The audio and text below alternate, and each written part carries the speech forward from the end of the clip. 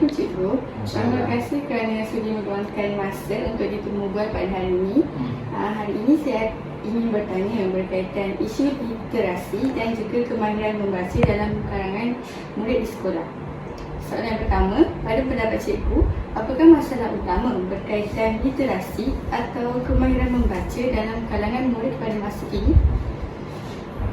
Terima kasih kepada Zika. Masalah utama murid sekarang ni adalah mereka lemah atau tak menguasai penguasaan asas kan, maksudnya huruf A sampai Z tu kan, dia orang tak ingat. Lepas tu mereka keliru, ada huruf-huruf tertentu dalam dalam huruf tu, contohnya huruf B dengan D diterbalik, lepas tu P dengan Q. Itu pun masalah pada mereka. Lepas tu huruf Q dengan P. Q dengan P tu memang biasa kalau budak-budak yang lemah ni memang dia orang tak akan ingat benda tu lah. Walaupun kita dah ajar banyak kali, tetap sama juga. Masalah ni bukan hanya melibatkan budak tahun 1. Sebetulnya bila dia sampai darjah 6 dia tak akan diurut. Darjah 6 dia masih keliru huruf B dengan D. Biasa budak-budak yang teruk lah, yang macam dia tak dapat pasal itu benda kan. Kemudian dia tak menguasai suku kata. Suku kata ni masalahnya bila contohnya ejaan batu, B-A-B-A-T-U tu, dia sebut dah betul batu, tapi bila cantumnya jadi kutu, contohnya cantum. Selepas tu contohnya macam itu yang 2 suku kata. Kalau yang macam 3 suku kata, contohnya sempurna kan, sempurna. Nanti dia ada tercecil dekat ujung ke dekat tengah, bunyinya lain. Ada yang masa tahun bila tu dia sebut KUku CING kucing jadi babi. Memang ada. Budak ni sekarang dah, tu masalah pembelajaran lah. Dia dah pergi tempat lain, sekolah lain. Bila kami dah berkesan, terus pergi sana lah. Okey, kemudian membaca secara mengeja terlalu lama. Contohnya nak eja yang biasa yang banyak macam 2 suku kata, 3 suku kata tu, dia yang imbuhan lah senang kata, dia akan baca lama sangat. Budak darjah 6 pun sama. Darjah 6 ada sekarang kat sini, dia baca contohnya mempunyai, dia nak eja tu, tu punya lama nak bunyikan. Sampai kalau dibiarkan dia sampai darjah 6 akan jadi macam tu lah. Seterusnya kurang pendedahan bahan bacaan. Contohnya macam kat sekolah, kebanyakan mak bapak dekat sekolah ni lah, dia menyerahkan bulat-bulat semua dekat cikgu. Dia orang cuma di sekolah belajar, dekat rumah bila kita minta susulan, minta tolong, dia orang tak ada inilah, tak ada menyambut kan. Akhirnya jadi macam tu lah. Seterusnya kurang minat membaca. Minat membaca dekat kalangan murid sekolah ni memang agak kritikal lah sebetulnya.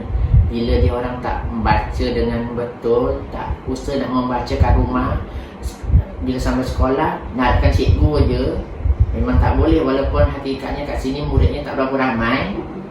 Murid sekolah STM memang tak ramai, sikit je muridnya. Tapi yang bila yang seorang tu tak boleh menguasai, mengharapkan hanya pada cikgu, memang akhirnya akan membuatkan dia tercicir lah. Seterusnya kurang membaca secara konsisten. Maksudnya masa dekat sekolah je. Kadang-kadang kami cikgu-cikgu masa yang tahun, sebetulnya cikgu ada pengalaman mengajar tahun 1 selama 20 tahun.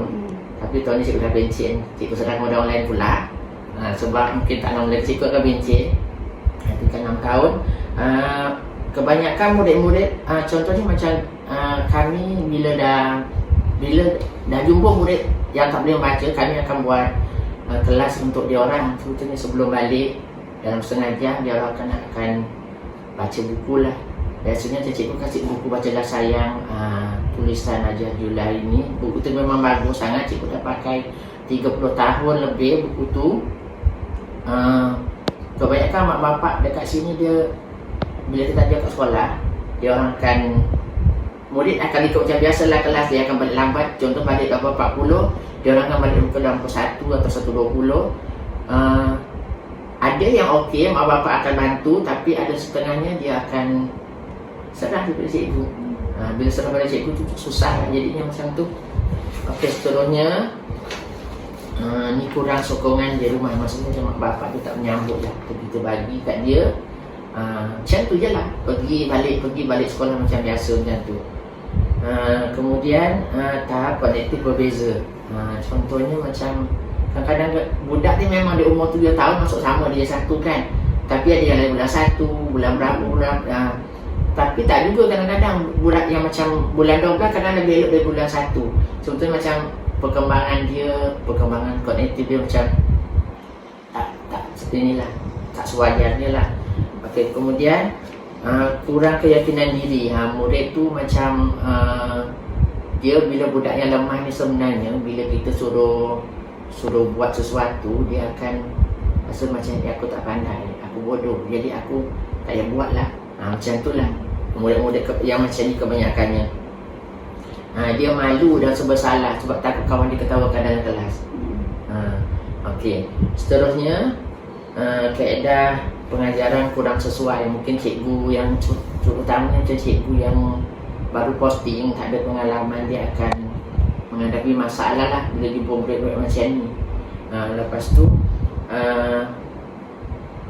kebanyakan cikgu-cikgu macam ni, cikgu yang baru dia lebih dia banyak gunakan buku teks. Bagi dia buku teks tu sebagai bahan rujukan. Sebetulnya buku teks tu bukan bahan rujukan utama. Kita sebagai cikgu kita boleh gunakan kreativiti kita buat modul untuk murid supaya murid dapat lebih ni lah. Kadang-kadang teks yang disediakan tu contohnya macam buku tahun 1, kalau untuk murid-murid sekolah bandar mungkin tak ada masalah sebab dia apa ni, murid sekolah bandar kan dia pendedahan banyak, lepas tu macam mungkin dia pergi tuition dan sebagainya. Tapi sekolah kampung kadang-kadang kemahiran tu dia tak boleh capai. Tu akan menyebabkan mereka ni lah makin ketinggalan. Itu saja. Pada pendapat cikgu, apakah faktor yang menyebabkan masalah ini selaku?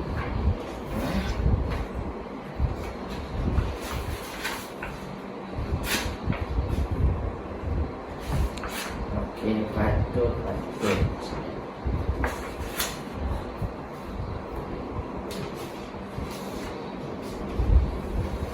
Okey, antara faktor-faktor yang utama tu adalah masalah keluarga lah sebetulnya.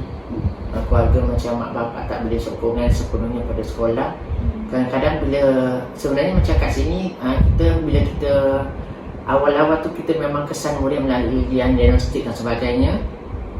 Daripada peringkat awal tu bila kita panggil mak bapak datang sekolah untuk kadang-kadang kita cakap tak kerjasama dari mak bapak, tapi bila yang terjadi sebetulnya tak, mak bapak macam dia secara bulat-bulat pada pihak sekolah untuk melaksanakan membantu murid anak mereka lah. Contohnya macam kadang-kadang kita guru ni niatnya baik nak tolong tu, tapi dalam keadaan sekarang kemajuan teknologi ni kan, bapak kan dah makin pandai sikit-sikit. Dia tak puas hati dengan cikgu, dia tak nak jumpa cikgu, dia tulis dalam media sosial sebagainya. Tu menyebabkan masalah semakin makin teruk. Kemudian kesediaan murid faktor seterusnya, kesediaan murid tu tak bersedia lagi untuk belajar lah. Walaupun hakikatnya dia dah umur 7 tahun, sepatutnya dia dah sedia untuk belajar, tapi seolah-olah macam mereka dekat perah lagi. Lepas tu selain tu faktor macam dia ni tak tahulah budak yang baru ni, budak selepas Covid ni sebetulnya ada masalah banyak sebetulnya. Dia orang nak pegang pensel pun dia tak tahu. Bila nak pegang pensel, lepas tu kalau macam kita ajar dia contoh membaca dengan menulis, kemahiran menulis, macam kita selalu macam kita belajar cikgu ajar Zika dulu kan ajar 1, contohnya huruf B kan, huruf B kita buat dari atas ke bawah kan, baru buat perut dia kan. Tapi budak yang lepas Covid ni dia buat semua dari bawah. Dia buat contohnya dari huruf B tu, dari buat tiang ni dari bawah, lepas tu bulatnya pun dari bawah, bukan dari atas.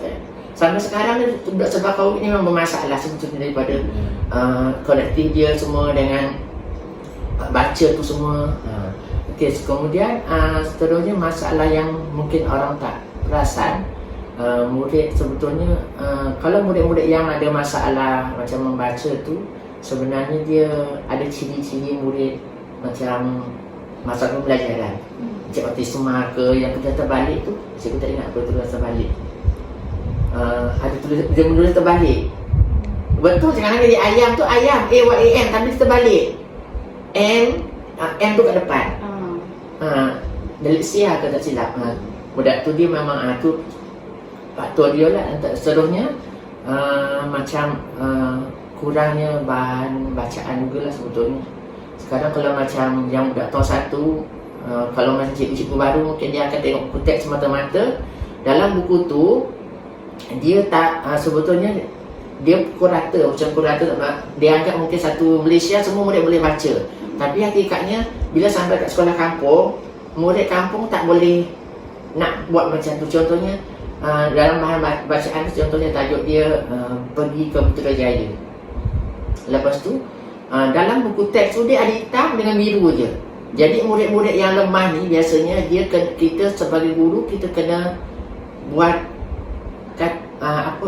bahan bacaan berwarna. Macam cikgu buat, contoh cikgu buat kan memang kerjanya banyak lah nak buat benda tu kan. Apa tu contoh bahan petikan tentang Buku Putrajaya. Cikgu menggunakan bahan yang sama tapi cikgu warnakan, cikgu type semula. Jadi banyak-banyak kerja nak buat lah kat situ. Okey. Seterusnya pengaruh macam internet kan sebetulnya. Kebanyakan murid-murid sekarang ni sejak selepas Covid ni, dia budak lebih suka main telefon daripada buat baca buku. Ni macam lagi lah. Bila dia tengok telefon, dia sering dia tengok dalam YouTube, contoh cerita Indonesia. Jadi kadang bukan istilah, kadang-kadang benda tu simple dia sebetulnya. Contoh macam kita buat soalan lisan ke, cikgu dah jumpa budak sekarang dia 2. Cikgu ada dalam gambar tu ada pasal tentang murid pergi Putrajaya, ada gambar haiwan-haiwan tertentu kat situ.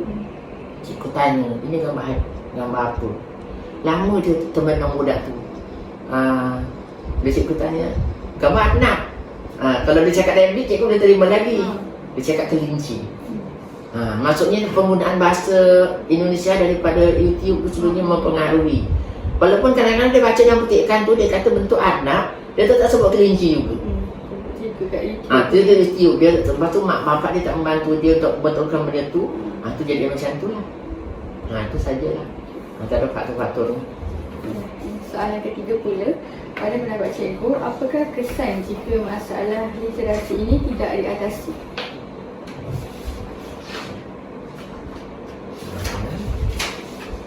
Kena tengok dulu kesan. Sebenarnya ada banyak kesan sebetulnya. Ya.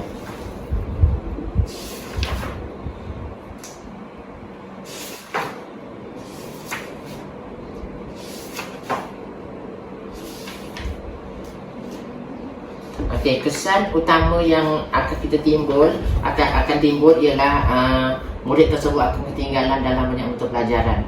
Sebab dia tak menguasai BM, secara automatik semua benda dia tak menguasai. Contohnya kecuali kalau budak yang ada masalah belajar macam budak autisma kan, tapi dia tak ada masalah dalam BI dengan matematik. Dia biasa budak autisma dua benda tu. Tapi kalau budak yang masalah pembelajaran, dia akan menghadapi masalah dia tak boleh memahami arahan yang dalam buku teks tu, tak faham. Kemudian tidak dapat mengikuti pelajaran dengan baik, menyebabkan prestasi akademik mereka merosotlah. Bila macam ni, masalah lain pula akan timbul. Kemudian mereka akan bila dah ketinggalan tu, mereka akan lemah dalam semua mata pelajaran yang dia hadapilah. Ini mengakibatkan mereka tak faham. Kadang-kadang BM tu senang je soalan tu.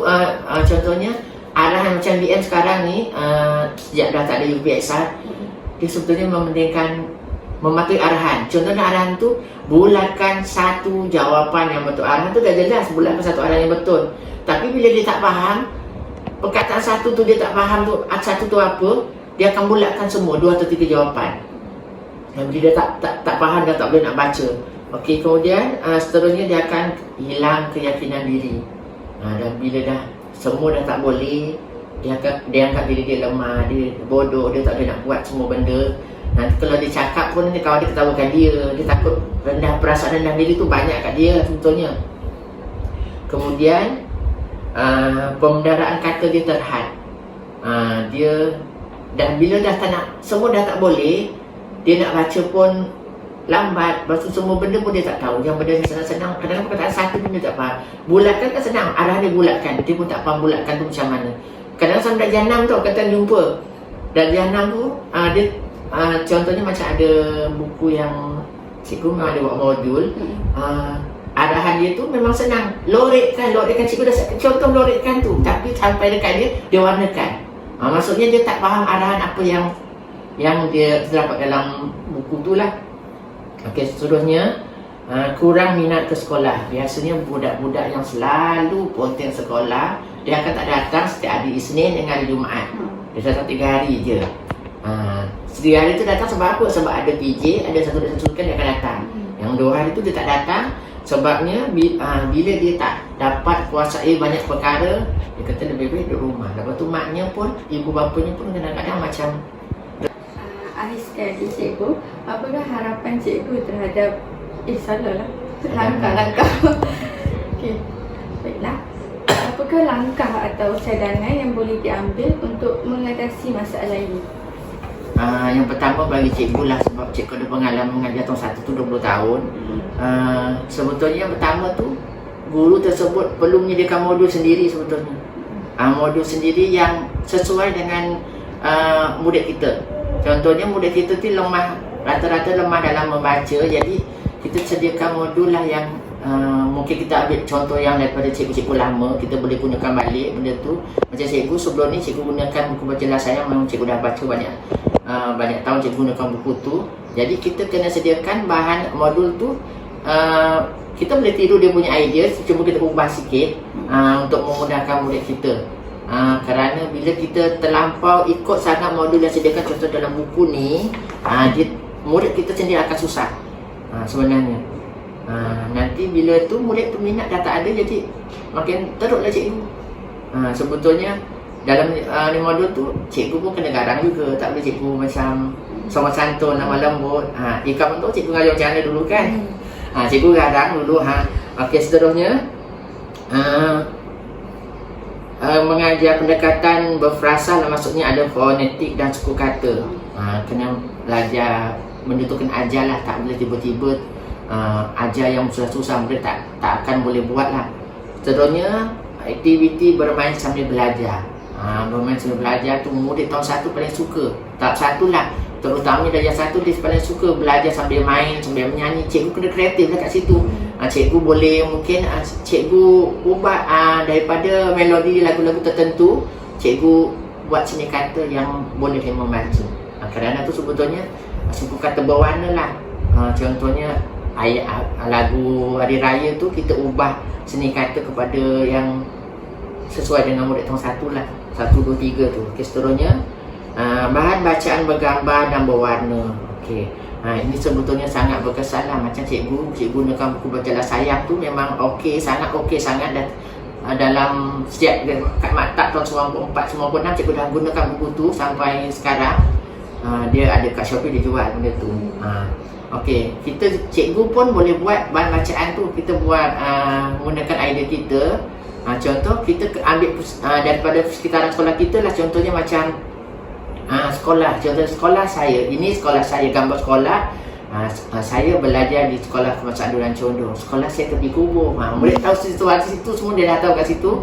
Tapi bahan bacaan tu kita nak warnakan ikut suku kata. Nanti dia akan lebih mudah murid-murid untuk ni.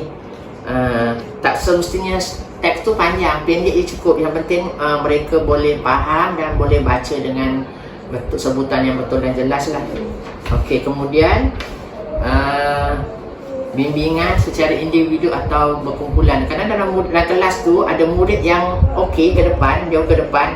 Jadi murid yang ke depan tu kita boleh gunakan dia sebagai cikgu cilik. Cikgu cilik tu maksudnya dia bantu kawan-kawan yang lemah lah untuk membaca. Murid dia satu suka kalau kita puji lah, betul kan, cakap dengan dia bagus contohnya macam tahun lepas tu Tia, bagus Tia ajar budak macam ni, dia akan tu. Lepas tu nanti kita bagi galiaran pada cikgu tu lah, nanti dia akan tu.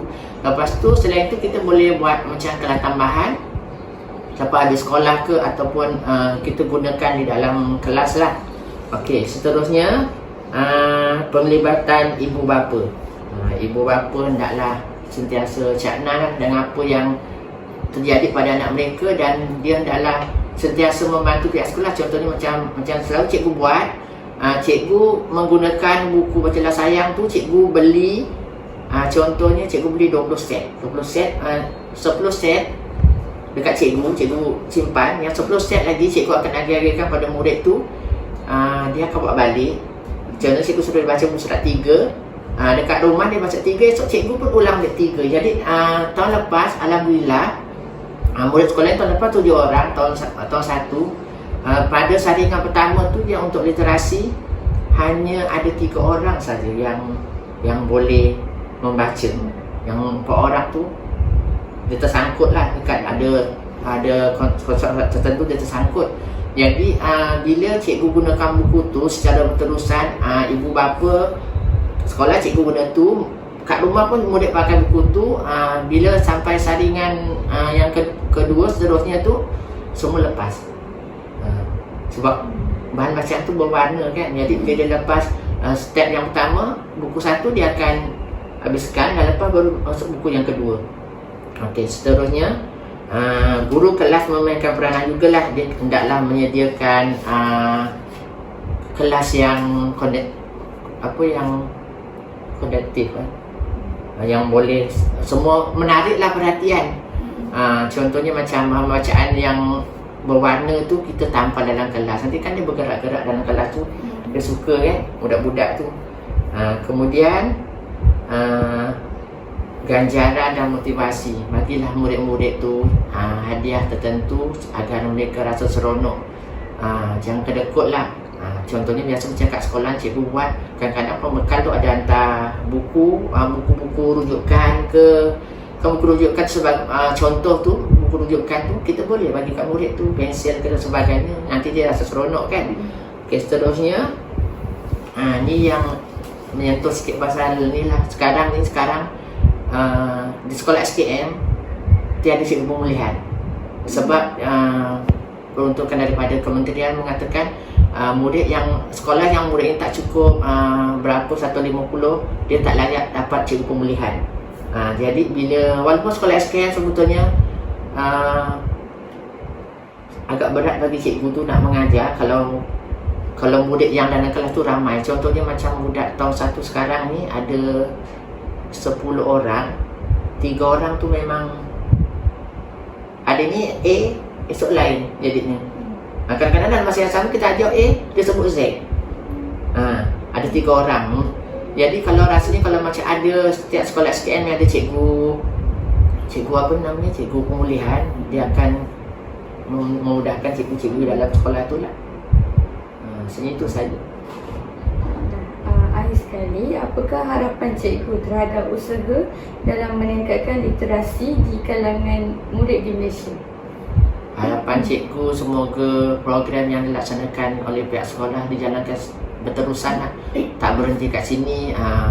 Lepas tu harapan cikgu juga agar adanya kursus-kursus yang untuk cikgu-cikgu baru yang baru posting. Kebanyakan mereka tak cukup pengalaman, perbanyakkan kursus untuk mereka agar lebih mudah murid-murid tu belajar, dan murid-murid tu akan lebih seronok untuk datang sekolah dan dapat melakukan pelbagai aktiviti yang meronokkan mereka. Baiklah, itu sahaja soalan berkaitan masalah literasi bahasa dalam kalangan murid pada masa kini. Terima kasih cikgu kerana sudi meluangkan masa atas perkongsian yang sangat bermanfaat ini.